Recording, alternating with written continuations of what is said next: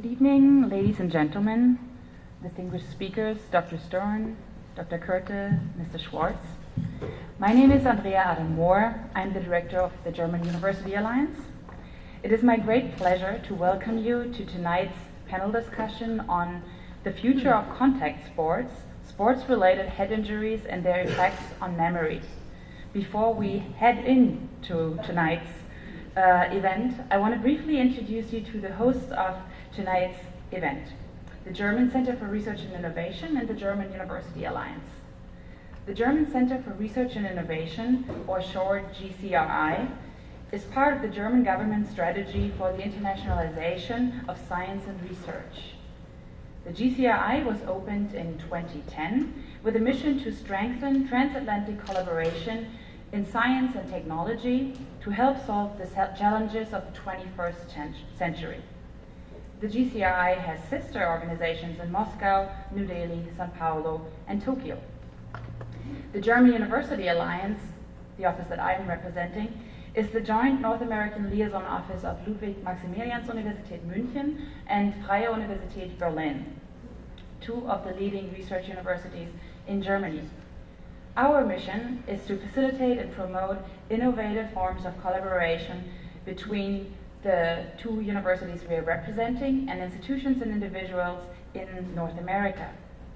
Before handing the microphone to our moderator, award-winning New York Times national correspondent Alan Schwartz, I want to thank my co-hosts for tonight's event. From the GCRI's director, Dr. Johan Halpern, the program assistant, Jennifer Odette, communications officer, Andrea Deyerlein, and Christina Hess.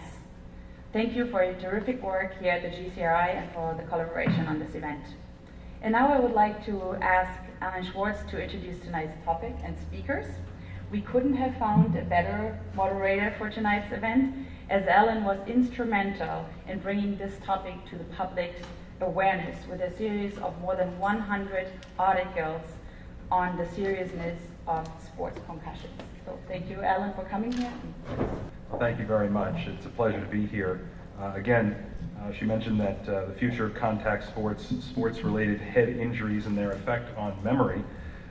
You probably don't recognize me because for most of my concussion work, which ran from about 2007 to 2011, I wore a uniform. Some said it even had a cape. But I all but carried a badge because I was the concussion police. I wrote more than, as she mentioned, 120 articles on concussions in football and girls soccer and more. I uncovered glaring holes in helmet safety. And I like to think that I played a role in proving that chronic traumatic encephalopathy, which you'll hear an awful lot about tonight, exists in people beyond boxers. Now, I always felt that my job was not to tell people how to play football or other sports, or tell them, whether to play football or other sports, but what options there are to play more safely if they want to.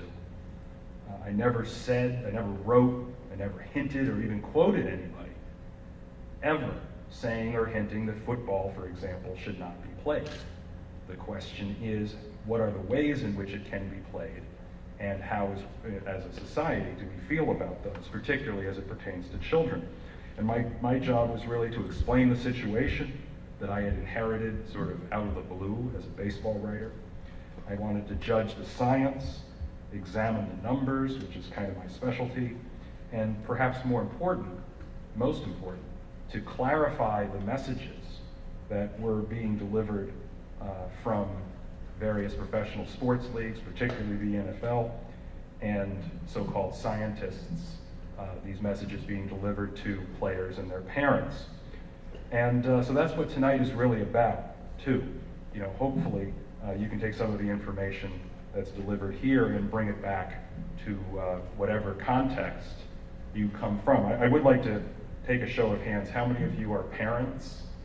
And one of the reasons you're here is you want, or grandparents, perhaps. Not that you look old. Right? You look fantastic tonight. How many of you are doctors? Okay. National Football League spies? Anybody? All right, we got one.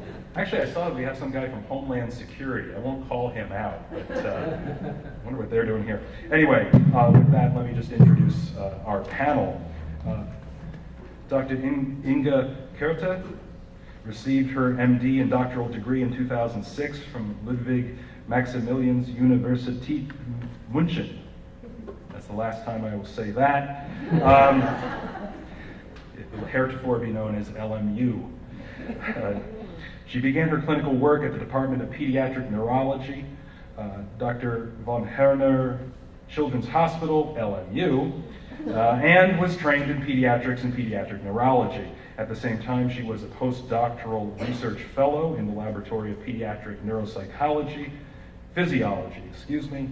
These German words are really knocking me out here. In 2008, she started her radiological training focusing on neuroradiology and pediatric neuroradiology at the Institute for Clinical Radiology, LMU. In 2009, Dr. Kürte completed a research fellowship at the Psychiatry Neuroimaging Laboratory at Brigham and Women's Hospital at Harvard Medical School on the application of diffusion tensor imaging, DTI, in young subjects, which was supported by the German Society of Pediatric Neurology.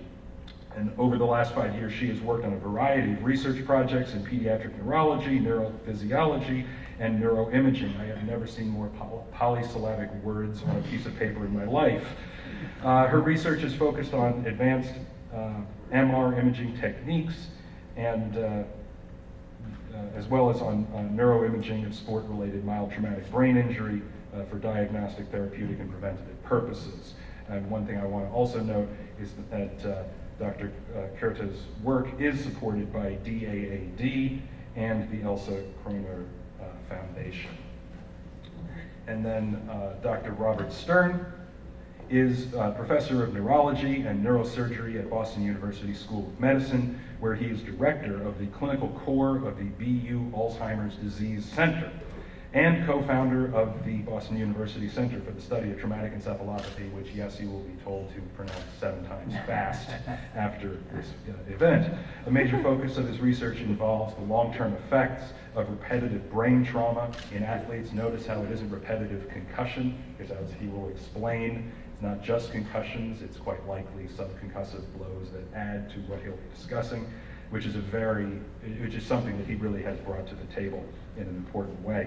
He has an NIH grant funding for his work on biomarkers for detecting and diagnosing CTE, as well as on thyroid-brain relationships and the cognitive effects of chemotherapy in the elderly. Dr. Stern has published on various sub-aspects of cognitive assessment and is the senior author of many widely used tests, including the Neuropsychological Assessment Battery. He has over 250 publications and is on several editorial boards and is a member of the Scientific Advisory Board of the Massachusetts, New Hampshire, I think, chapter of the Alzheimer's Association and the Mackey-White Traumatic Brain Injury Committee of the NFL Players Association. And I can honestly say that his work also kept me employed for most of 2009 and 2010. So with that, I really would like to open the floor to Dr. Kürte, and, or is it Dr. Stern? It's Dr. Stern. Ladies first, but I guess not. So thank you. Thank you, Alan. I need to give a little bit more recognition to this guy. He really is the person who blew this wide open in the world and is responsible for huge change in our culture, in our science, in the way sports are played, in the way scientists look at the brain. It's all because of this guy. He also is someone who has done it by using numbers appropriately. And I just found out tonight that he's also now going to be the recipient of a Lifetime Achievement Award from the American Statistics Association, and well deserved. It's really an honor to be here tonight, and it's fantastic to see so many people who've come out on a Monday night when it was pouring rain just a little bit ago. And I just need to start by doing something that every Bostonian always has to do when they're in New York, especially after a weekend like this. I won't rub it in at all, but I just need to point that out. So one of the things that I get to do is I get to hang out with former NFL players. I like that. My kids think it's really cool. I think it's really fun, but one of the things that I find is that it can also be disturbing. So a week or two ago, there were two guys in my office for our research projects, and one of them said to the other, "Hey, you know, I was just at this great restaurant for lunch with my wife. The food and service were great." And the guy next to him said, "Oh, really? What was the name of it?" And he looked and said, "Geez, I don't remember. That's why I'm here for this research study. I can't remember anything." So he thought for a second. He said, wait. What do you call that special long-stemmed flower that people give on Valentine's Day? And he said, "You mean a rose?" And he said, "That's it." So he turned to his wife and he said, "Rose, what's the name of the place we went to the other day?" All right, we're going to start with a little humor because I think what you're going to hear tonight isn't that funny. You know how old those kids are? 8. A little of 7, 8. This happens on fields all over the place. They get bigger. They become high school players. This is called bull in the ring. The purpose of this very common drill is to hit your head against your opponent. They get bigger. This is what we see on TV a lot. I don't need to really show too much of that. But it's not just football.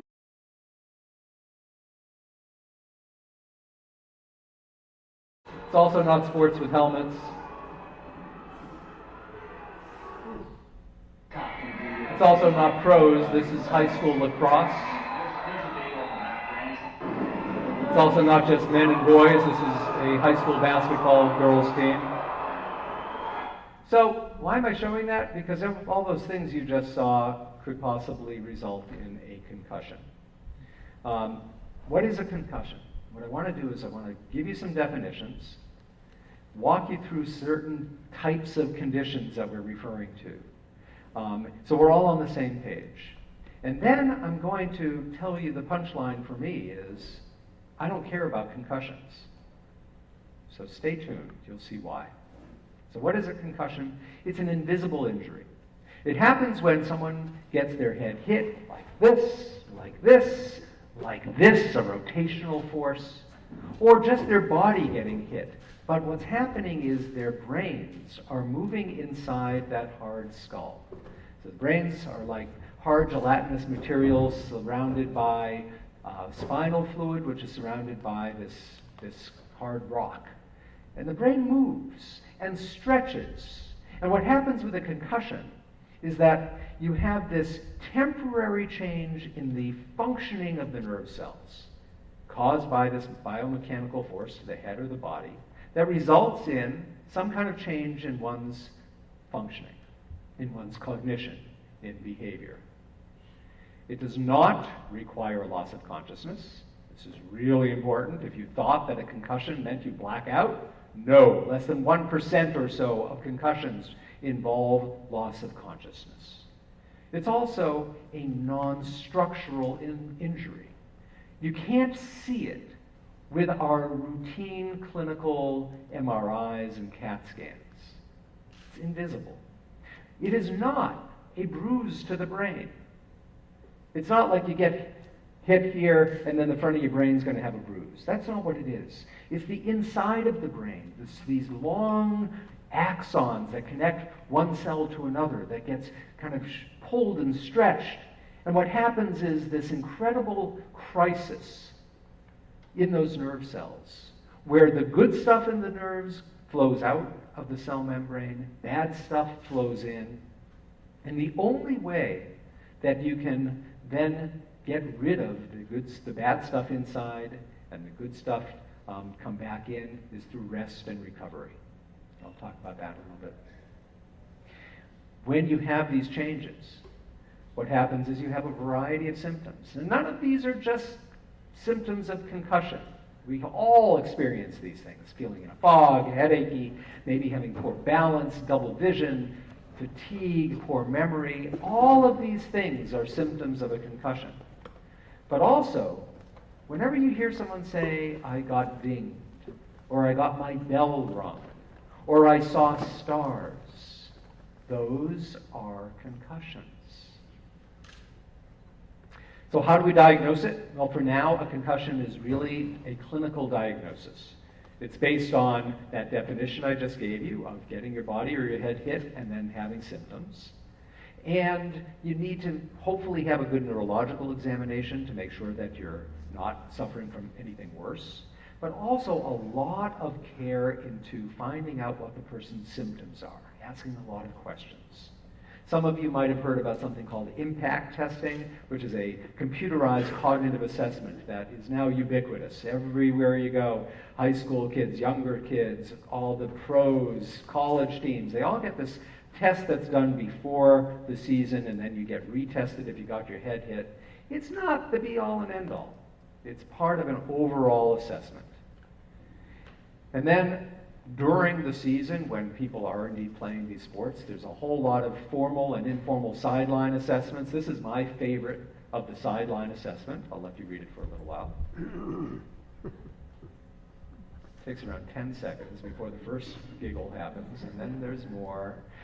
So anyways, if you have this problem, you need to allow those brain cells to return to normal. And the only way to do that is to have enough energy to feed those cells, so the pumps that pump these ions in and out across the cell membrane, so they can work and do their stuff. And to have adequate energy to do that, it means rest. And with appropriate rest, the symptoms will resolve, usually within hours or days, but sometimes it can take a few months. But rest means both physical and cognitive. Many people don't think about that. They think that, you just rest means you're not going back in the field, but in fact you need to rest those cells from doing all kinds of things that they do, like thinking and paying attention. That is what happens when you tell a 15-year-old that they cannot text, they cannot do video games, they cannot do those things that they normally do every day of their life, because the only way that they're going to get their brains back to normal is to shut down for a little bit. Rest continues until the symptoms are gone. And then you have this stepwise recovery until you can add new things back to your daily regimen. You do more activity, more thinking, until you have no symptoms at all, and then you're back. It's a very straightforward approach, but it's critical to follow. Schools for our kids play a huge role in this. And now, thank goodness, many schools are paying attention to it and allowing kids to have a stepwise recovery to get back to their activities at school, to taking tests, to being responsible for their homework. Things have changed. It's wonderful. The problem is that often, way too often, kids go back to play before those brain cells are indeed normalized. And something bad can happen, something called second impact syndrome. And this is when you have another brain trauma following on the original concussion. And it results in this thing where there's incredible swelling inside the brain, and a kid can die. It almost always does occur in youth and teens, hardly ever in adults. But it's a huge crisis. And the mechanism is believed to be this very complex thing where if the brain's recovering and there's already this kind of change in the way it's working, and then you put this new crisis on it, it can lead to very bad things. Some people, usually those who don't allow their concussions to recover and through adequate rest, will have a very prolonged recovery. And they might have something called post-concussion syndrome. And that's where you have persistent symptoms of concussion, headaches, feeling in a fog, poor concentration, perhaps depression. But that too will normalize in time. But what I was saying before is that I don't really care about those things. We've done a lot in our culture to address them in the last 2 years or so, in part thanks to Mr. Schwartz. We've done a lot to make sure that people are learning about concussion, that they're getting rest, that they're not continuing to play afterwards. But what I'm concerned about is something else. How many people here would refer to this as football? Oh, we have almost all American? No, okay, all right. So the real football. I want you to just think about that. This is our football. I want you to think about what those guys do every play and every game and every practice. And what we're talking about are what we refer to as sub-concussive blows. And this is when there's impact to the brain with adequate G-force to have an effect on the neuronal functioning, but no immediate symptoms. And some sports and some positions in sports are incredibly prone to this. So think about a lineman in football who's got down like this every play, every game, every practice. They hit their heads against their opponent. That's around 1,000 to 1,500 per season at around 20 G each hit. But what about soccer heading? You're going to hear Dr. Kurt talk about this later on. Heading the ball can be around 15 G with around 1,000 per season. I want you to think about what this kind of G-force is. A car going 35 miles per hour into a brick wall is 20 G. 1,000 to 1,500 times a year. And now, if you remember your physics, G-force is mass times acceleration. Well, our athletes are indeed getting bigger, stronger, faster. Maybe that's one of the reasons why we're having an increased problem with this stuff. And unfortunately, helmets can't protect. Helmets were designed for one thing, and one thing only. They were designed to prevent against skull fractures. And they do a very good job at that. They've saved countless thousands of lives because of that. But they don't do anything to stop the brain from moving inside the skull. And so they don't do anything, really, to protect against concussions or subconcussive blows. So this is an interesting sport, where the whole purpose is to create brain damage. Anyone know who this is? No, it's not Muhammad Ali. It's Cassius Clay. It was before. Actually, I was just telling Alan. I show this all the time, saying yes, it's Cassius Clay. It's a trick question. I was corrected at a lecture I was giving earlier this week. Someone who actually knows this stuff, and this was right after he changed his name. I have to change my slides, but it is just to show you, this boxing thing is really important. Look at this. Look at the dull face, the inability to get words out. No, that's Bush. I once told that joke in Texas. That was a mistake. So I'm talking about this because I want you to think about what's been long known by other names. Dementia pugilistica, the dementia of boxers, or punch drunk, which was first described in 1928 in the Journal of the American Medical Association. 1928. And believe it or not, these wonderful words in our esteemed journal to describe boxers was goofy, slug nutty. And Dr. Martland went on to say that after a certain amount of time, they progress and get worse, and many require institutionalization in an asylum because of dementia. We've known about this since 1928. The term dementia pugilistica was first used in 1937. Around the 1950s, a new term was described of chronic traumatic encephalopathy, which is what I'll be talking about for the rest of my presentation. We know that it's not just boxers who hit their heads, so we don't really want to use the term punch drunk or dementia pugilistica anymore. But they're the same thing. And so what I'm going to talk about for the rest of my time is this thing called chronic traumatic encephalopathy. If you can't pronounce it easily, don't worry. CTE is the easy way. So what is it? It's a neurodegenerative disease that is similar to Alzheimer's disease, but it is wholly unique. It's unique pathologically, when you look at the brain, and it's unique clinically. And it's believed to be caused, at least in part, by some exposure earlier in life to repetitive brain trauma. including concussions, as well as those sub-concussive hits. And this repetitive trauma starts a cascade of events in the brain that eventually leads to this progressive neurodegeneration. And so what happens is you're not suffering from post-concussion syndrome that won't go away. That's not what it is. It's also not the cumulative effect of getting your head hit and getting symptoms and getting more symptoms and getting more injury. That's not what it is. It starts early in one's life. But the disease takes time to destroy brain tissue.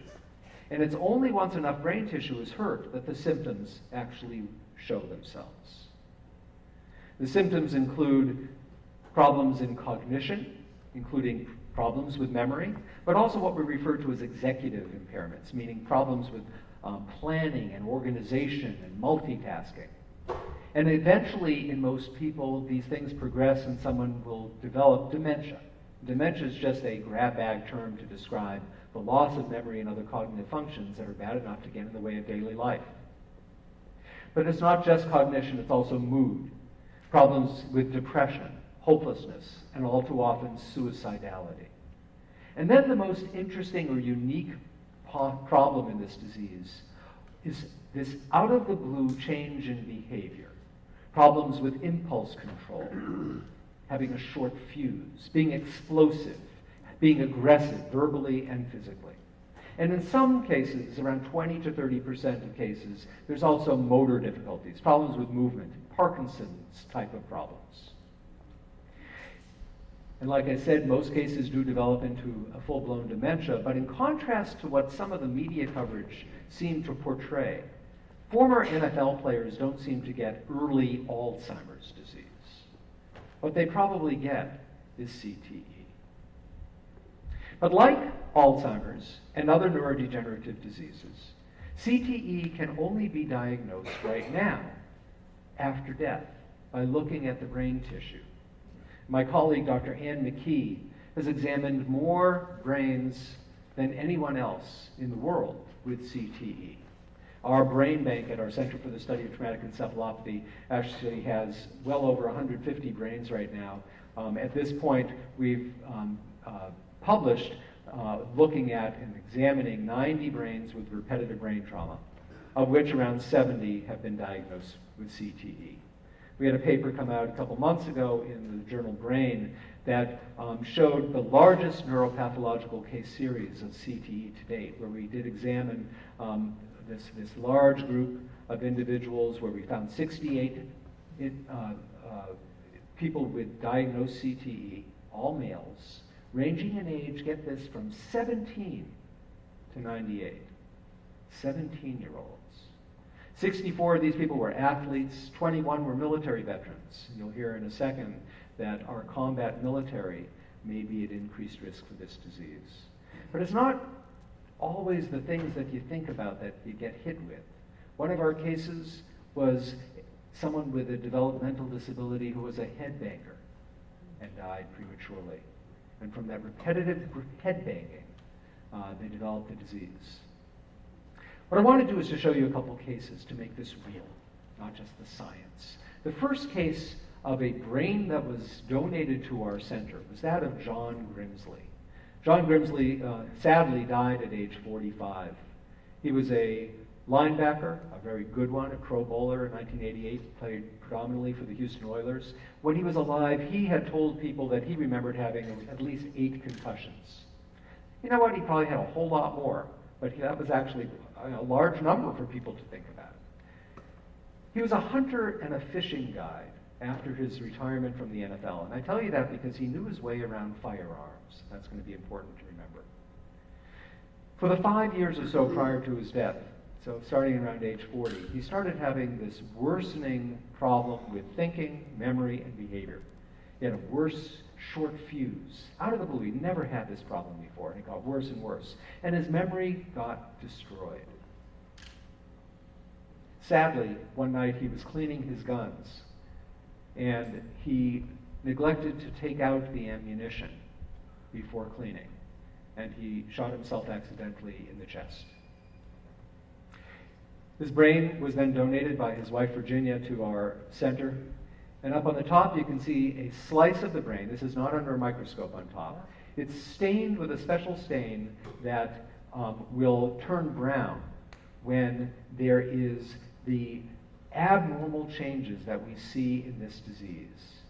And the abnormalities involve this tau protein that gets misfolded, hyperphosphorylated. If any of you understand that stuff, it gets bad and it goes awry. And it develops into this progressive problem, destroying more and more brain tissue. So what you see that's brown up there isn't good.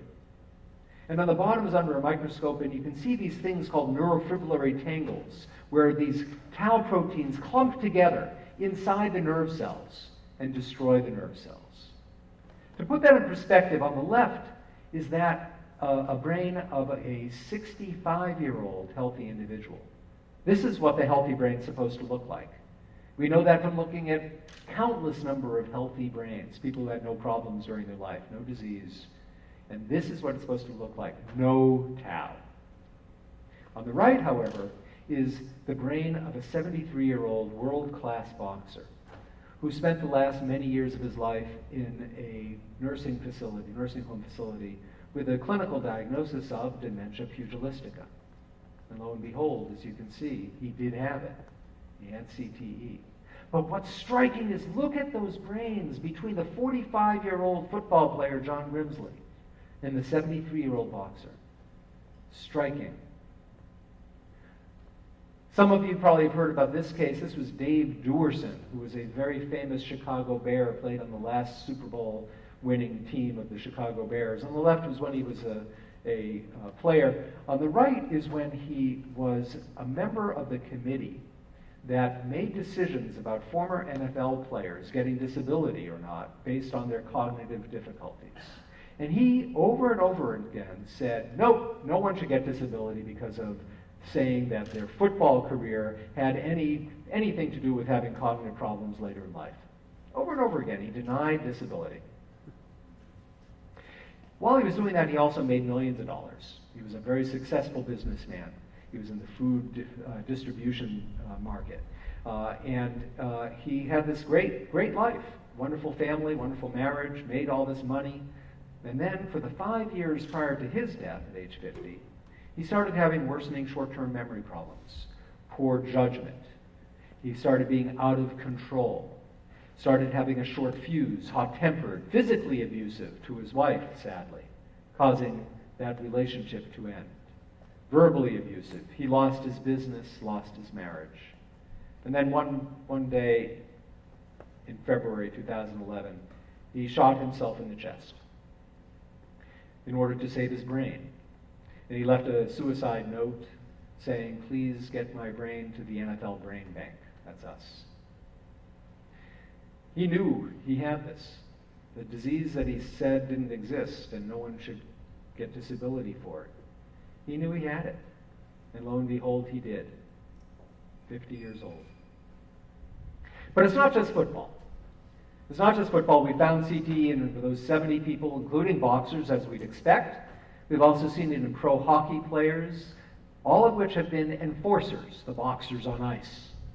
We've also seen it in people who didn't play professional sports. We've seen it in people whose career stopped in college, who only played high school football. This is a sad case of a young man, Owen Thomas, who was the co-captain of the University of Pennsylvania football team. He had just been unanimously voted co-captain by his teammates who absolutely loved him. He was a lineman, played heavy-duty line for years, since he was 9 years old. Got all the way up to the Penn team. He was also brilliant. He was a great student at the Wharton School. No one ever knew of any concussion. His brother, there next to him, played on all of his teams with him. His parents, wonderful people on the right, these two wonderful ministers who knew his son very, very well. All of his team doctors, his pediatrician, the athletic trainers. No one knew of a single concussion in his life. But he was that lineman who every day, every play, every practice was getting hit. He died by hanging himself in an off-campus apartment when he was 21 years old. And lo and behold, at age 21, he had the beginnings of this disease, just the way we'd expect the disease to show. Now, was his suicide caused by this disease? I don't think so. It's unlikely. Suicide is very tragically all too common, and especially in this age group. And it's a very complex, multifactorial kind of difficulty. But what his case showed us is that there's evidence of CTE at the young age of 21. And it's another case of many of ours that had no reported or known concussions, but a whole lot of sub-concussive hits. And so now the neuropathology of this disease is pretty well described, thanks to my colleague, Dr. McKee. And this post-mortem description, because they're incredibly powerful pictures, has had a great impact on public policy and awareness. However, the public thinks we know a whole lot more than we actually do. To give you an idea, our group has been on the cover of all these national magazines, on 60 Minutes, there's this thing called the New York Times.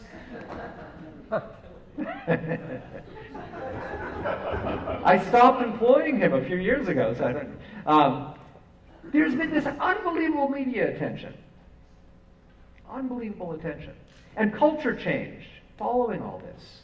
But science doesn't work that way. Science moves like a tortoise or a snail in the best of conditions. I usually show more extended pictures of this stuff because it's actually kind of funny, but for time I'm not going to. This is really funny. In November 2011, I hear that the show Harry's Law, that I'd never seen before, was going to have an episode called Head Games. And it was going to be about chronic traumatic encephalopathy. And I say, what? They're going to have a TV show about this disease that we know nothing about? And no one can pronounce?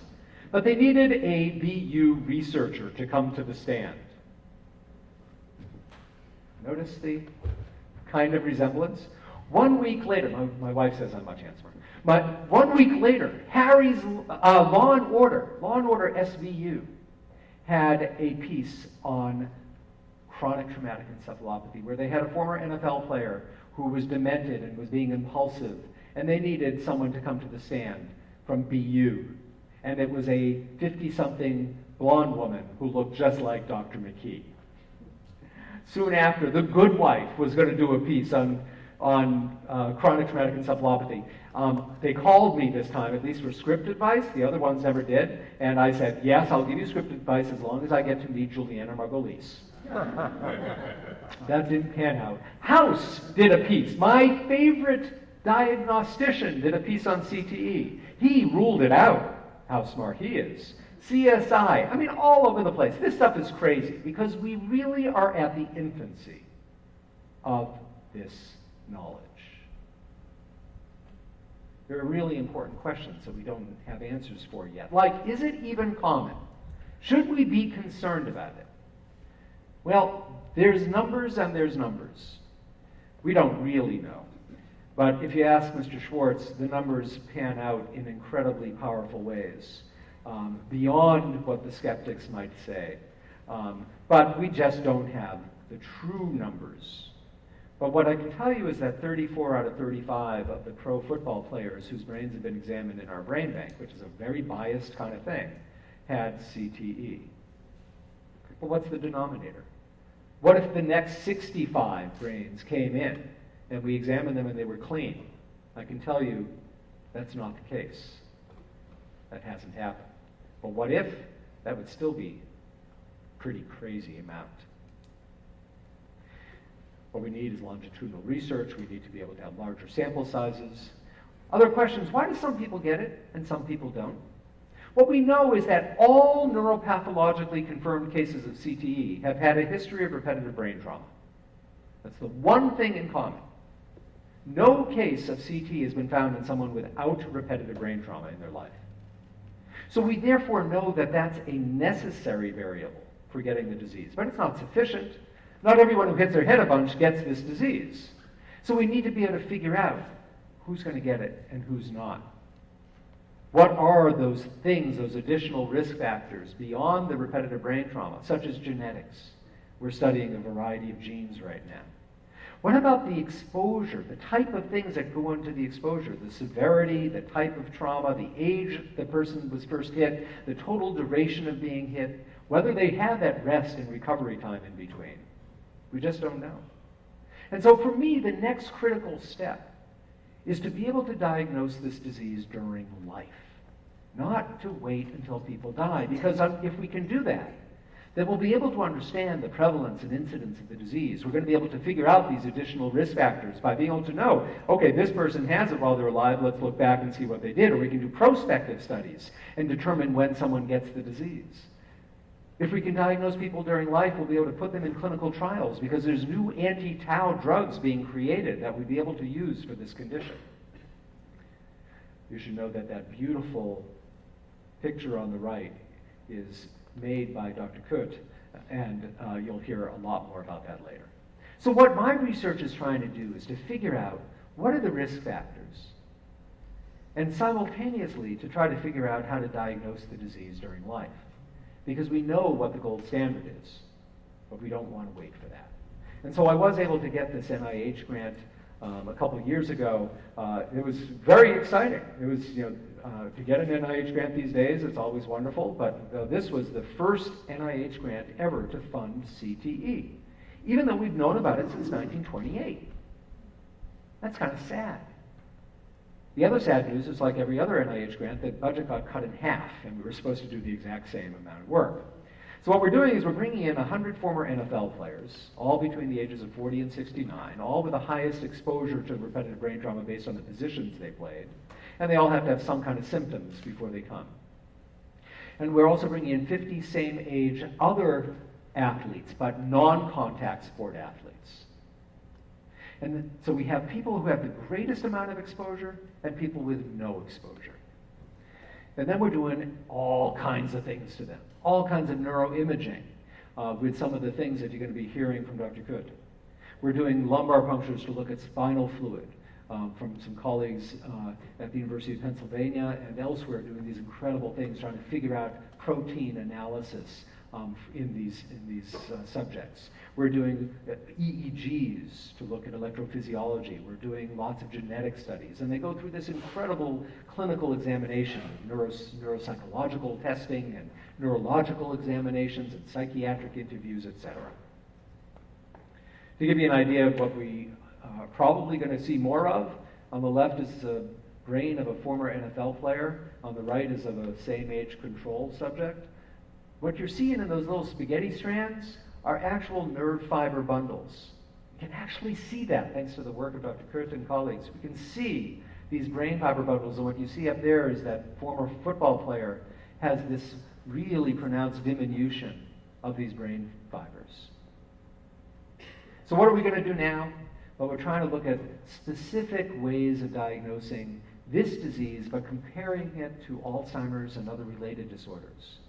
We're trying to figure out how to diagnose it with clinical diagnostic criteria.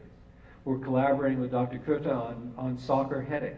We're going to start doing clinical trials, doing genetic and other risk factor studies with my colleagues from the Framingham Heart Study in the same kind of longitudinal kind of format.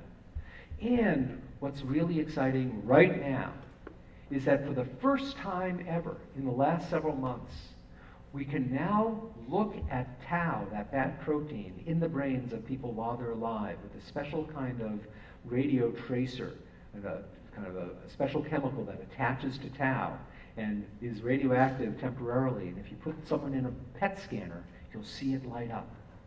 That's what you see on the bottom. The red on the bottom right is tau lighting up in a human brain. So we're collaborating with the people who developed this technique to be able to study our former NFL players and others, to be able to finally be able to see this bad protein while someone's alive. So stay tuned. What I want to do is just end with this little cartoon because I think it tells the whole story. I want to just pay homage to all the wonderful people out there who fund our research and thank all of the incredible people who do all the hard work. I just have to go out on the town and talk about it. And to just let you know that I'm actually a major football fan. I love football. And our goal from our research is not to get rid of these sports in any way, but to protect the players, to protect the games. And with that, I'll leave it. Thank you.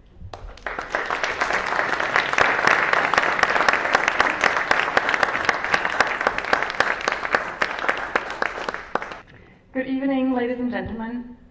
My name is Inga Korte, and it's true, I'm from Munich, and I'm a big soccer fan, just to let you know, right up front. I'm very happy to let you know that the Bayern München just won the triple, for everyone who didn't know.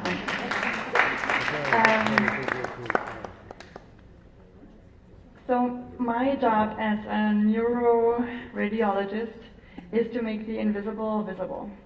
So I like to talk a little bit about the techniques that we have that are available right now to make the changes to the brain visible that are causing symptoms that Dr. Stern was talking about. And we just learned from him that there are millions of people who sustain a TBI in the US alone, and that most of those TBIs are actually concussions or mild TBIs. And then only a small amount of people have persistent concussive symptoms or the post-concussive syndrome.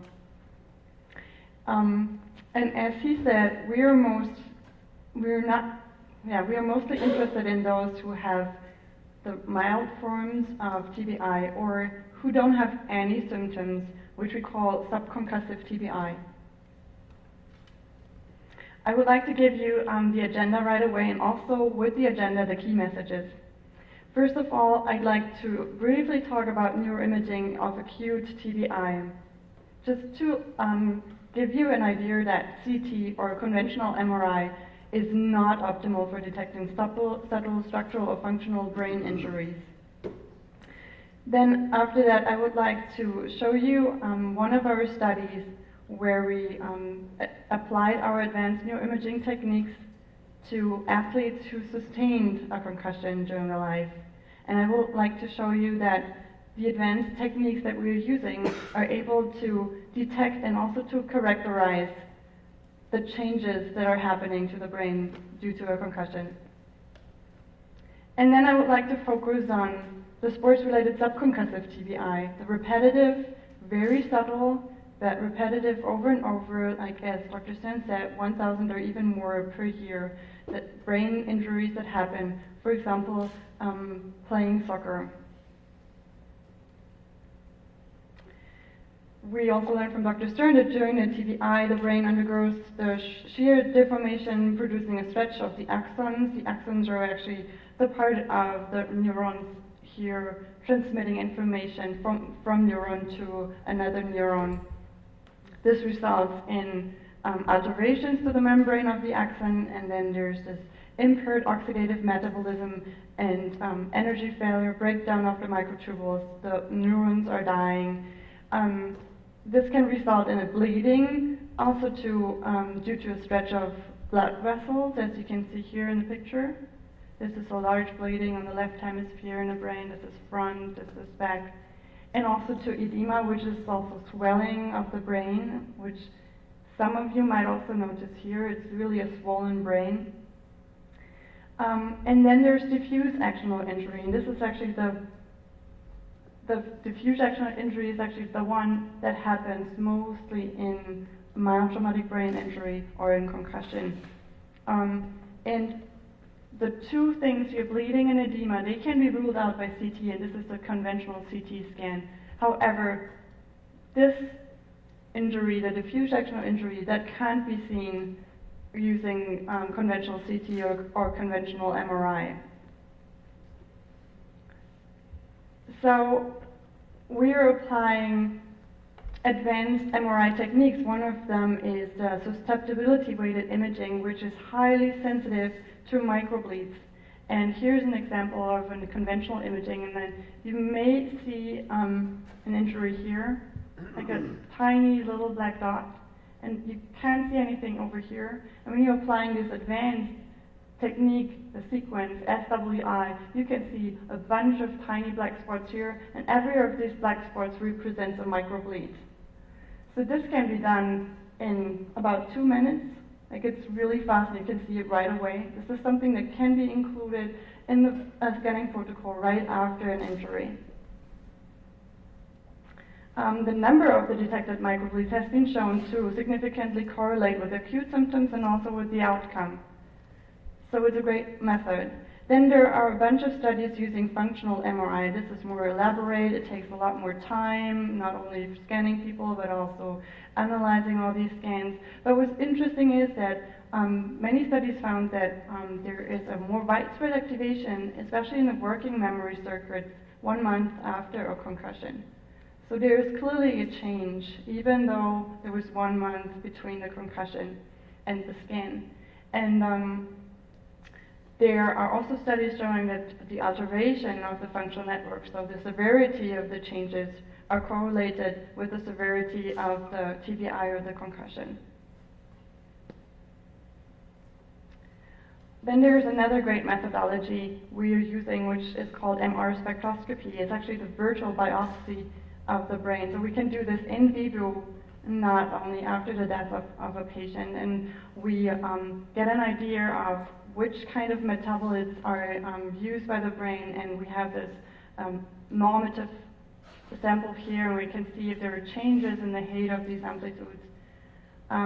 What actually was found by colleagues of us, Dr. Lin, who also gave me these beautiful pictures, is that there is a decrease of NAA, so a decrease in this spike, and an increase of choline, so an increase of this spike, in subjects who had repetitive brain trauma. And then there's the method that we are mainly using, and this is the method I'm focusing on, that I was trained in at Brigham and Women's. It's the diffusion tensor imaging. It's a great method to investigate the microstructure of the brain using advanced MRI. And this paper has been published last year, and it's about all different kinds of diffusion tensor imaging studies in mild traumatic brain injury, and has shown that most of the studies found an increase in this diffusivity and a decrease of directionality of diffusion after MTBI. And I would like to spend a little bit more time on the techniques for those of you who are interested. And most of the studies found that all main white matter tracts, so the cables between the different parts of the brains, are involved after a mild traumatic brain injury. And this is last but not least, but it's the most important point here, that DTI, diffusion tensor imaging, is highly sensitive to the injury that occurs mainly after concussion, the diffuse axonal injury. That's the one that Dr. Stern referred to as the invisible. It's diffuse all over the brain. DTI is based on the Brownian motion. So if you think of a water molecule in a glass of water, it moves freely in every direction with the same probability and the same speed. We call it isotropic diffusion. But if this water molecule is restricted, for example here through the spaghetti, then there is a directionality of the diffusion. The water molecules moves more likely towards this direction instead of this because it's restricted in movement. We call it anisotropic diffusion.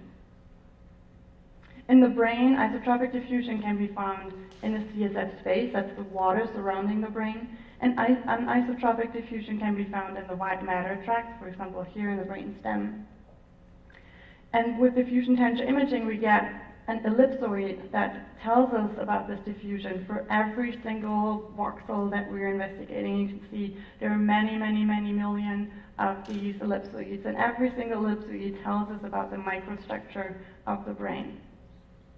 And then we have several very common parameters, so we can not only describe the shape of the ellipsoid, we can actually calculate it. So in one of our studies, we investigated ice hockey players from Canada. We had 17 male professional players, and they were really young, 21 years of age on average. We investigated them pre-season and then post-season, which is about 6 months between the two scans. 3 of the players had a diagnosed clinically symptomatic concussion during the season. And what we found was really surprising. We found differences in the white matter and the microstructure of the brains of these players, and we found an increase between pre-season scan to post-season scan. And you can see this for several parameters: mean diffusivity, actual diffusivity, and radial diffusivity. So all diffusivity parameters go up, they increase. And we marked the ones that had a concussion in red here and there, and you can see that at least 2 of the 3 increased the most. But all the others also increased. So this was the first hint that you don't need a clinically diagnosed or clinically symptomatic concussion to have these increases over the time of one season. But the ones who had a concussion, a clinically symptomatic concussion, they increased the most. Now I'd like to spend some time on the phenomenon of sub-concussive sports-related brain trauma, where we don't have clinical symptoms at the time of the injury. For those of you who don't know that soccer is the most popular sport in the world, it may not be the most popular sport here in the US, but it's definitely played by 250 or more than 250 million players worldwide. And here in the States, there are 4 million registered players. That's at least what I have learned from the internet. And 80% of these, and this I think is really interesting, are below the age of 18. So most of those players are really, really young. Besides passing the ball and heading the ball makes soccer unique. It's heading the ball with the unprotected head, with forces, and depending on the literature, there are forces described to up to 60 G, and 6 to 12 headers per soccer game, resulting in 1,000 or 1,500 per year, are pretty normal. I would like to show you a short video clip on how to correctly head a ball, for those of you who are not very firm with soccer. So this is very, very slow motion. It gives us a lot of time to see what the athlete is doing. He's running, then he's stopping, and he's jumping into the ball. He's anticipating the push of the ball. You can see this with his entire body. His neck muscles are strong, and now he's pushing the ball, and then he's landing. And what you didn't see is that there was not a lot of motion of his head. He was pretty firm, right? So this is how to do it correctly. Unfortunately, in reality, it looks a little different. Sorry, I had to put this in. This is like really great. But so here are, as you can see, this is Bayern versus Barcelona, and you can see that some of the headers have you seen that some of the headers, they hit it right here. This looks really great, but others are just from the side. There are more rotational forces that are coming into play. So here's anticipating, but then there's this big rotational force, and then there's here, this one really, he then fell to and this one he clearly had trouble, and you see it just took his head with him. So reality, and these are all professionals, reality is different to what people are trained. They hit the ball many, many times, and not as they should with the front, and not anticipating most of the time. And then there are additional injuries that happened. This was last weekend, the goalkeeper of Borussia Dortmund.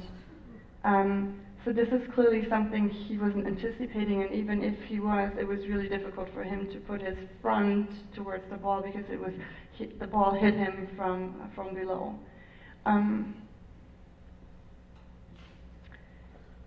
There are studies from the early 80s that show that professional soccer players have impaired memory. They have reduced attention span, also increased impulsivity. There have been controversial studies since then. Some of them reported changes in cognitive function in soccer players. Some of them denied any symptoms or any changes after playing soccer or heading the ball. But there are recent studies that are pointing towards an evidence that there are changes happening after playing soccer or heading the ball multiple times. There was one study that just came out this year showing that college girls have significant differences in cognitive function right after heading the ball multiple times. So we asked ourselves the question, can we detect with our methods that I just explained, these methods that are so sensitive, can we see changes in the microstructure of the brain, in the architecture of the brain, without having had any clinical symptoms? And what we did, we investigated 12 male soccer players from Germany. All of them were professionals on elite level. They were trained since they were 4 or 5 years old. Mean average age was 19, so they were really young. None of them had a clinically diagnosed symptomatic concussion in their lives. They hit the ball many, many times, but none of them had a clinically diagnosed concussion. We compared this group of athletes with swimmers for the reason that we wanted to have a control group that's also athletic, but is very unlikely exposed to traumatic brain injury. And what we found was pretty striking. We found differences in the brain of these soccer players compared to the group of swimmers, even though they had no concussion in their life. And we found widespread differences. So this is only one brain. I know it's maybe a little bit irritating, but this is only one brain, and it's cut into slices. What you see are the red spots are the areas that are different between the soccer players and the swimmers. And you can see this is widespread all over the brain.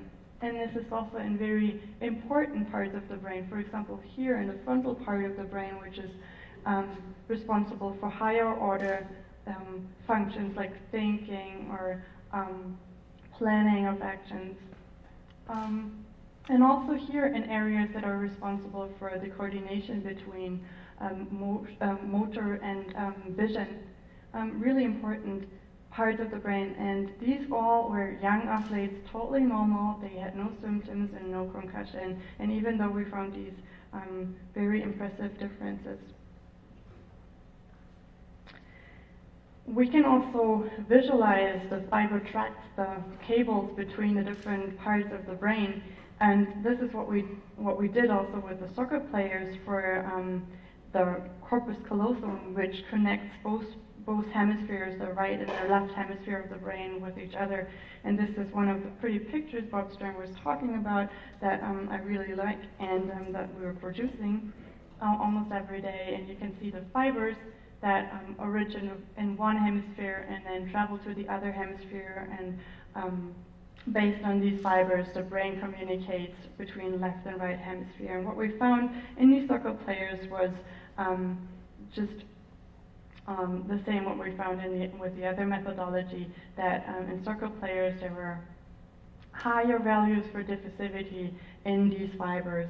And this also was true for the cingulum, which is also one of the main white matter tracts of the brain. And here the same case, soccer players had higher values. And the same for the cortical spinal tract, which transfers the information from the brain to the body and is responsible for motor function, for movement. So in summary, we now know from many, many studies that mild TBI may lead to alterations of the brain structure, the brain's metabolism, and also the brain's function. And that soccer players without a previous symptomatic concussion showed widespread changes in the brain's microstructure. And those changes actually resembled those changes that we know from other studies on other contact sports, for example, American football or ice hockey or boxers. But they were more subtle than compared to what we know from other studies in other contact sports. What this means is, right now, is not really clear. It can be that a sign of demyelination, so the surrounding of the axon is getting thinner. It may be It may also be a sign of neuroinflammation. We don't know yet. There is a lot of work to do. In the future, we would like to correlate the imaging findings with symptoms or cognitive performance in general, and we would like to identify potential biomarkers that we don't have to do all the different imaging studies, that we know what we're looking at. And this was pointed out with Bob Stern before, we really need longitudinal studies where we show this is how the brain looks today, and this is how it looks in like 2 years or 5 years, to see how it changes, so that we're able to identify the risk factors of developing changes of the brain. And then there's the tau-specific tracer, which Bob Stern already talked about. And I would like to thank all of the true transatlantic collaborators. There is the group at Harvard Medical School around Dr. Shenton, and then there's BU represented by Dr. Stern today, and we're also working with Spalding Rehabilitation Center from MGH in Boston and the University of British Columbia in Canada. And this is my group at LMU in Munich, who I'm working with. And thanks to the funding of the Else Grüner Fresenius Stiftung, the Deutsche Akademische Austauschdienst, I'm able to do this work here and be here. Thank you very much for your attention. Vielen Dank für die Aufmerksamkeit.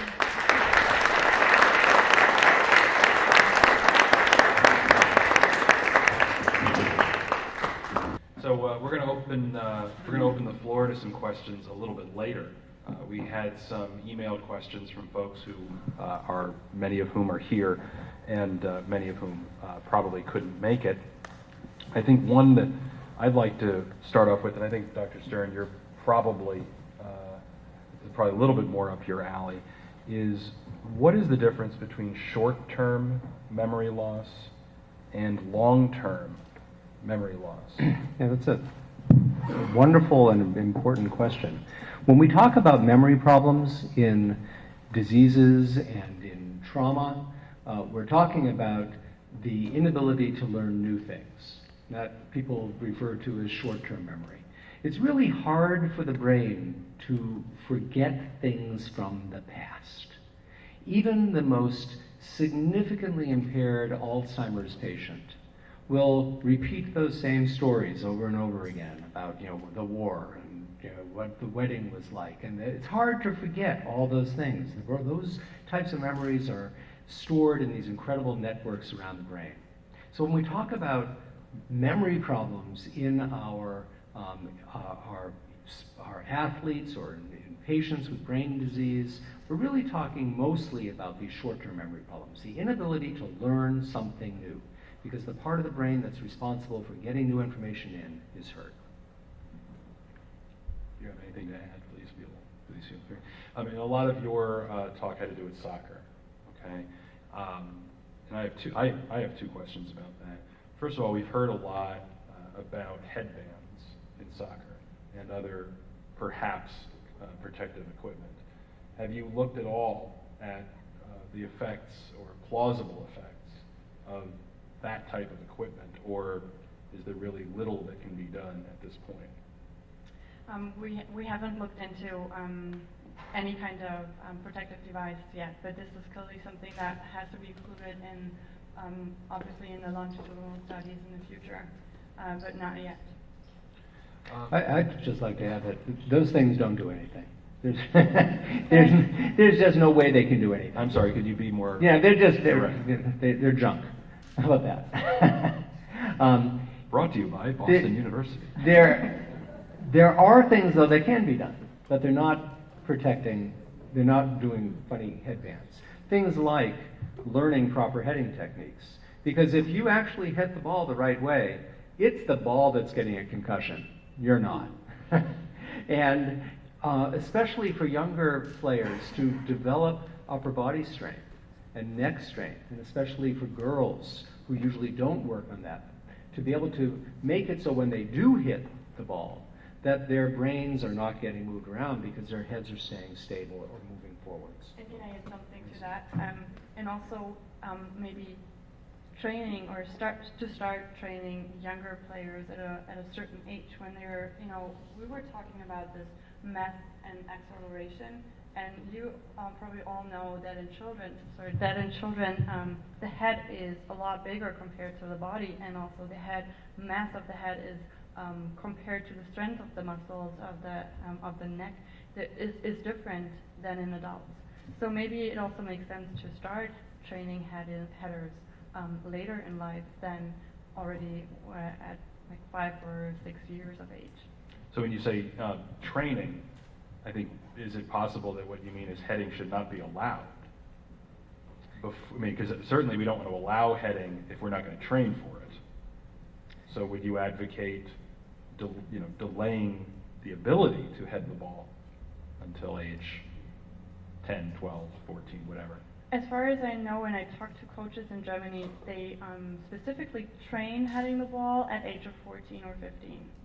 But we just did a study with children between 10 and 13 years, male soccer players, and we asked them how many headers do you play, and for sure maybe the number is not absolutely correct, but they play like 5 to 10 a week, which I think is probably not appropriate. So maybe I'm hesitating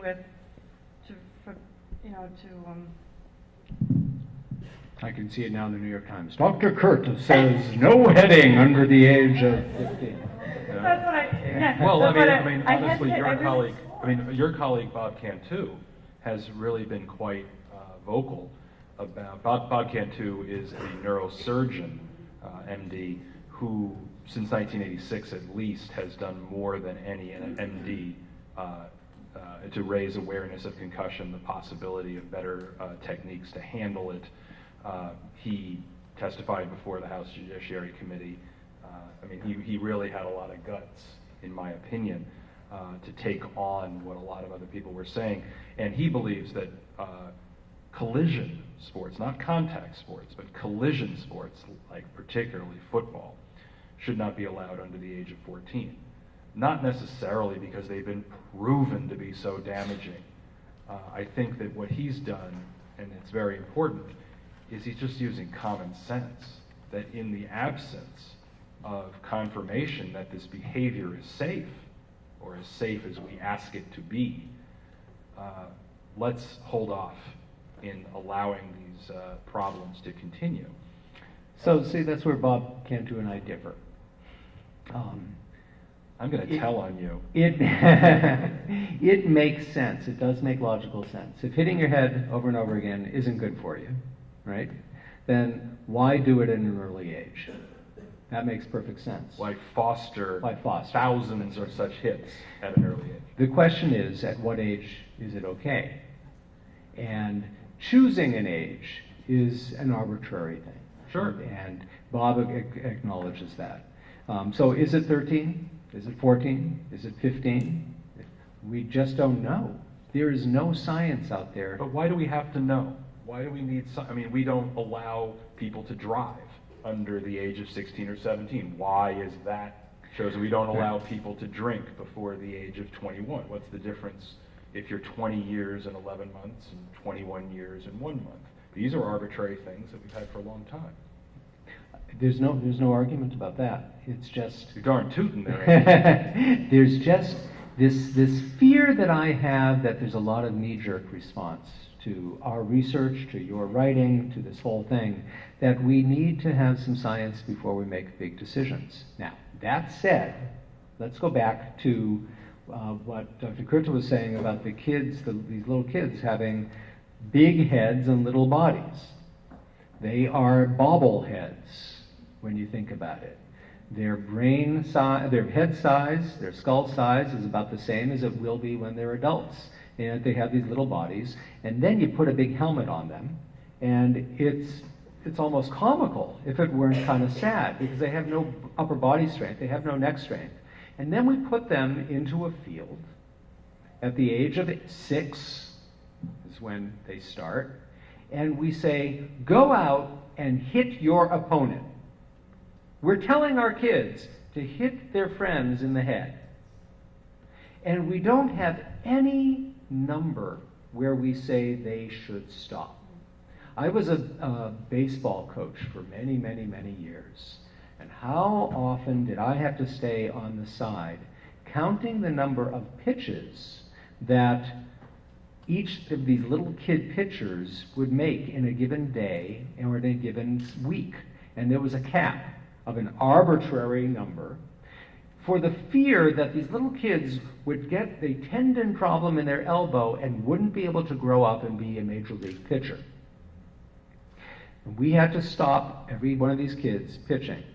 And yet, we allow our kids, these bobbleheads, with their helmets, to go out in the field and hit each other as many times as they want. And so the big question that my colleague Chris Nowinski asks all the time is, which is more important, your elbow or your brain? Well, given that, Dr. Stern, I mean, should we not have, I mean, at what point are you comfortable adding such limits? Because it sounds like you're not comfortable adding any. Now, I'm not, it's not that I'm not comfortable adding any. I think I would try to say it in a way that isn't a specific number. I'd say each sport should pick a time where they don't do a certain type of drill or a certain type of contact. But to say all kids under the age of 13 shouldn't do any collision sports, that's my problem. I think that you have to look at the sport, you have to look at the way it's played, you have to look at development. Okay, so football. I'm sorry, I'm picking on Dr. Stern here. He does this, he loves it. So football, okay? Let's just say you're going to play, you know, to age 10. Forget the 6. I mean, a lot of kids do start at 6, but I think it's fair to say that middle school and high school are really where it flourishes. And when the kids really do get big enough, and there's such a difference in the size of the players, that you have the smallest kid getting run over by some 300-pound meathead. So would, you know, you said that each sport should decide, and maybe each age level, perhaps. Mm-hmm. So what's the number? Are you going to wait till, you know, 5 or 8 years till a peer-reviewed, you know, study gives you a better idea? Yeah, you know, for me personally, I would say that more things need to be done at every age to limit the amount of hits to the head. None up to a certain age, perhaps high school, whatever age that might be. None what? I'm not sure. No helmeted, full contact tackle football. I'd go higher. I thought you were just saying that. I'd go higher. That's you right. don't agree with it. I don't, because I don't agree with just the age. I agree with trying to figure you out. just said till high school. When is it appropriate? Up to high school, the kids don't need to play it that way. When they're playing it in high school, then you have to limit the amount of full contact practices, and you have to build in a whole amount of safety net into the system. Okay.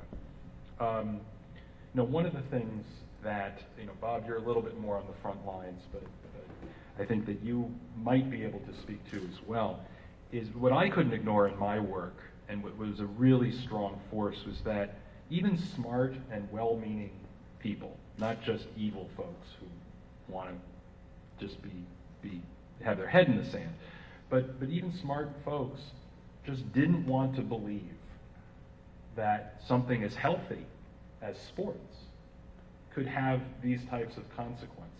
And I'm sure some folks here, for a long time, if not now, think to themselves, but it's just football. It's America's sport. Or soccer. You know, how do you combat people's reluctance to accept this information?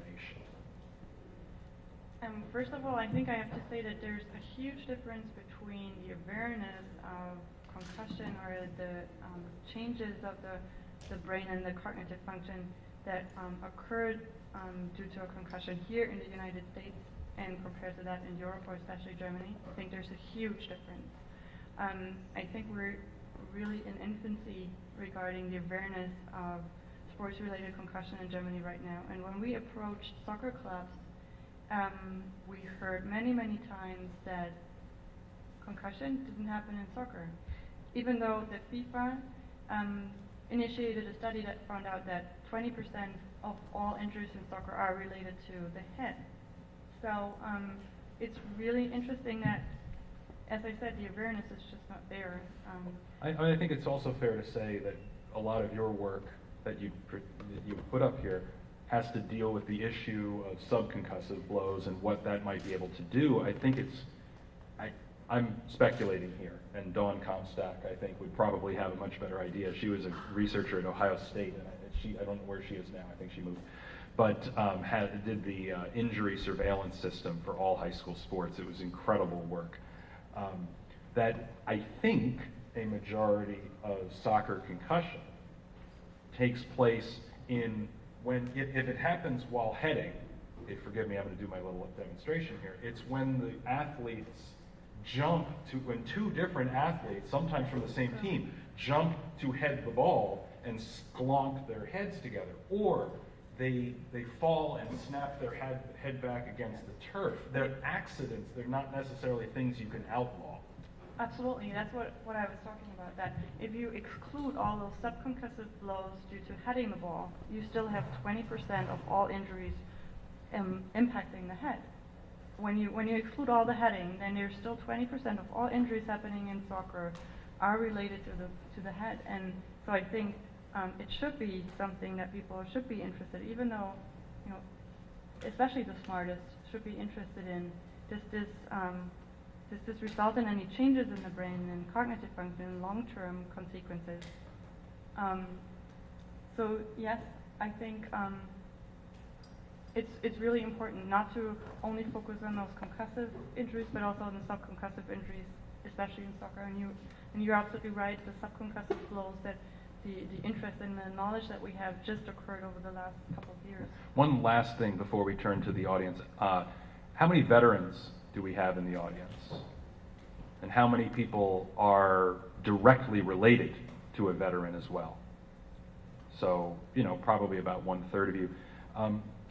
Dr. Stern, can you describe, we talked a lot about sport-related concussions, okay, and the funding and whatnot. What kind of interest has the U.S. military shown in quickly, please, in looking into this issue as it pertains to soldiers? Yeah, it's been blast injuries and whatnot. It's been a tremendous change in the Department of Defense and the U.S. military, where traumatic brain injuries are the biggest injury of these Afghanistan and Iraqi conflicts, where there's around 230,000 traumatic brain injuries over the last 12 years, just from these two conflicts. Suicide is killing more people than injuries from the military theater. So between things like post-traumatic stress disorder, the long-term effects of traumatic brain injury, suicide, all of these things are making the military and the Department of Defense open their eyes and take watch. They are also understanding that chronic traumatic encephalopathy can be a long-term consequence of the types of injuries that are occurring in the military theater. We've done research with our group that used a blast model for animals, for rodents, and showed that a single blast of the equivalent that one of our military personnel would receive in Afghanistan or Iraq, a single blast would result in those types of changes with tau changes in the brain and result in CTE. And so this is a huge thing, and fortunately the powers that be are taking it seriously and putting money into some research, but it's a gigantic problem. All right, with that, line up, or maybe not, but speak up, okay, because people probably can't hear you, the woman in the third row here. And stand up and please, you have a microphone, yay. Stand up though if you'd like. So I'm sort of bewildered a little. All three of you said when you introduced your talks that you don't want to ban these kinds of sports. So my question to you is, if you have a son or daughter or grandchild that comes to you and says, I want to play football or I want to do soccer, what's your response to them? Do you want them to do that? I've been asked that question perhaps thousands of times. And frankly, what if my child wants to ski? What if my child wants to ride a skateboard, particularly here in New York? Okay, we all make decisions with our children based upon the information available to us. You say, would I let my child play football? First of all, he did play football. I have a 7-year-old, but he did not play contact football. He played flag football, and obviously your question doesn't pertain to that. However, the question is not whether they're going to play football. The question is how, and against whom, and under the auspices of whom. You know, if you do your homework and the helmets stink, haven't been reconditioned properly, if the coach is a Neanderthal, if the rules are not applied well by the officials, is your son the biggest kid or the smallest kid? Do the kids know how to tackle? Are they taught that? I don't blame football in itself for people playing it stupid. And I would want to look into what kind of football and how it's played before I arbitrarily decide I'm not going to let them do it. Yeah, I would agree wholeheartedly with that. One of my kids did play football. Fortunately, he did that before I got into this business. And he had a couple of very big concussions. One of my kids right now, one of my younger kids, is a heavy-duty high school soccer player and loves to head the ball. And I don't know what to do about that. I very seriously don't know what to do about it because I don't yet know. Is that going to cause problems with him or not? I know how passionate he is about it. I know that his athletic trainers are fantastic and that they take care of concussions well, but it's that heading and the sub-concussive stuff that I just don't know. So what do I tell people, especially the football question? Basically what Alan said, which is you need to make the decision based on what that specific team and league is doing to protect your child. Yes or no? So I think my advantage is that my twins are 7 months old, so I have a little bit of time. And I think that this is also, I agree with both of my of the speakers. I totally agree that I would like to have more information and that I can base my decision or the decision together with my children on more information. For now, I really think there is not much information regarding soccer. I can't speak about football because this is not big in Germany, but soccer, of course, is the biggest sport, and this question will arise. And I would like to have more information. That's why I'm doing research. That's why I'm dedicating my time. All right, hands. Sir in the blue. Thanks very much. I have a sympathetic headache just listening to you, and I never get headaches. But the women's lacrosse team at Caltech now wear a little motion detector in their helmets that helps some new technology. Wait, women lacrosse players don't wear helmets. Actually, they do, or maybe. But anyway, Caltech has developed a small motion detector, which could be deployed everywhere to help measure these movements in the head. But that's not the question I wanted to ask, just aside. Isn't the tau protein also involved in Alzheimer's? And Yep. what's the difference? I could show you some slides, but for time's sake. Yes, Alzheimer's disease is a disease that neuropathologically has two different proteins that have gone awry, one called beta amyloid, the other tau. And they go awry. They're both normal things that we have in all of our brains, but in this disease, in Alzheimer's disease, they both go awry. The amyloid creates these plaques as well as these soluble proteins that surrounding the neurons that get in the way of normal cell function, and they both develop these tau neurofibrillary tangles inside the neuron. In CTE, there's no abnormal amyloid. It's only a tauopathy. It's only a problem with tau. And so with Alzheimer's disease, you have both amyloid problems and tau problems, CT only tau. But it's also where the tau is in the brain, where it is in the cortex, where it is in the rest of the brain, how it develops. It has a very unique presentation. So they are really distinguishable. But you're right, several different disorders have tau changes associated with them. This one is a very unique one, and it's only the tau. Sir. What are the reactions of the sports associations? The last hockey game I went to, the last football game I went to, the fans roared when there were fights or hits. What do the associations say about this? Well, I probably have more experience with that than anybody. Look, people like to see pain. Okay? I mean, if you watch reality TV, I remember something, the Peanuts cartoonist Charles Schultz, I knew him reasonably well, and he always explained to me that you know, Charlie Brown losing games 40-0, 123-0, he said it's funny because it's not happening to us. You know, the Lucy pulling the ball away, okay?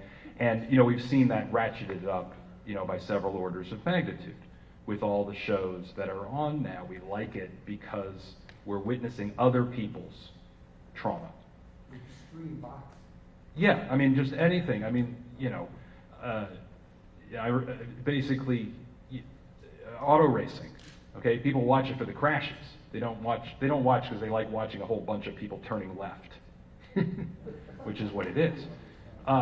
So, you know, I think that the leagues are in a bit of a tough spot, okay, because they have built their popularity in part or significantly, in the case of the NFL, honestly, on people's desire to watch collisions. And I think one of the reasons why the NFL has taken a very step-by-step and incremental approach. Every year there's a new rule that will ostensibly ameliorate some of the head trauma.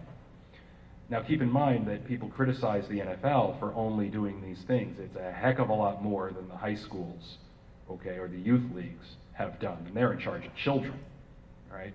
But they feel like these things have to be done incrementally so as to not jar the audience and allow them to notice that some of this violence is being distilled out of the sport. I mean, the NFL has a big marketing problem, and so it's addressing it the way businesses do.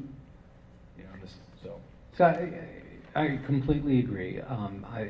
In my own discussions with the commissioner of the NFL, Commissioner Goodell, and his minions, I can truly say that they get it. They understand it. But they also have 32 owners of these teams whose money is at stake that they have to respond to. It's an impossible place to be. Yeah, I'm glad I'm not in their shoes. It's truly an impossible place to be.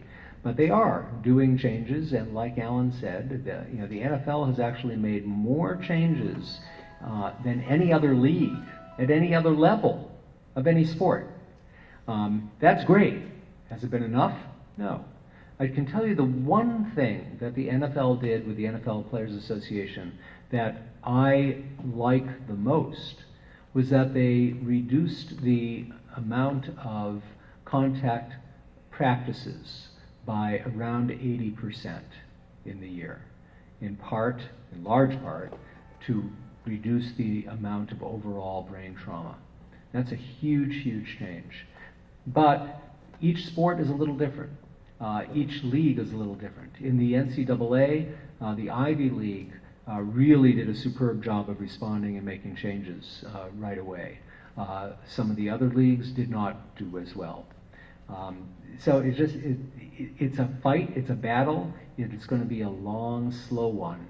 And especially when it comes to the sub-concussive hits, we're talking about playing and practicing games in a very different way.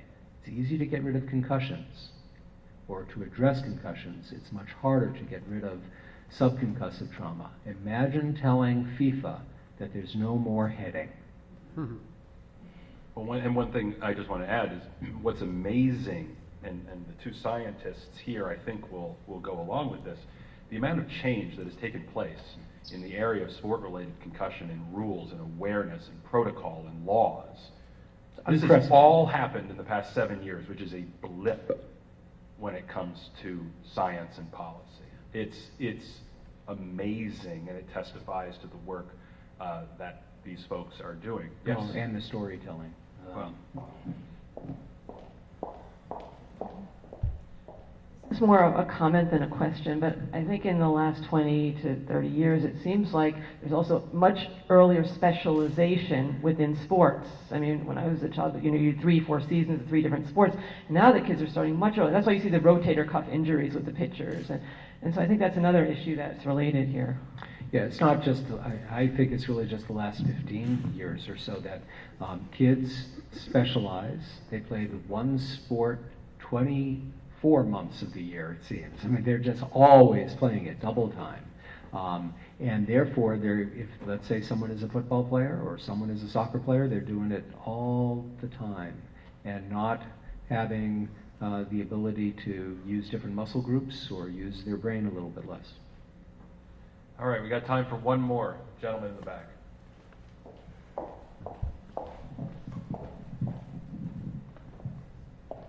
I know that Dr. Stern had mentioned that helmets were, I guess, junk, but would you recommend that the helmets ought to be soft shell on the outside or hard shell? So, a lot of people have actually suggested that we get rid of helmets, go back to the days of leather helmets, or get rid of helmets completely, because what they've done is they've created a sense of invincibility, that our players can hit themselves without getting any effect from it. That should not happen. However, there are changes that have been made in helmet design in recent years that have included greater absorption of impact, like putting almost shock absorber-like material inside them that do absorb a little bit of that G-force, but it can't get rid of it completely. There's a problem that we're faced with, that we've gotten used to hitting, and we're not going to take that out. And so do you get rid of the helmets that do some protection, or do you change the helmets, or do you, it's a very complex issue. So with regard to the soft shell. Yeah.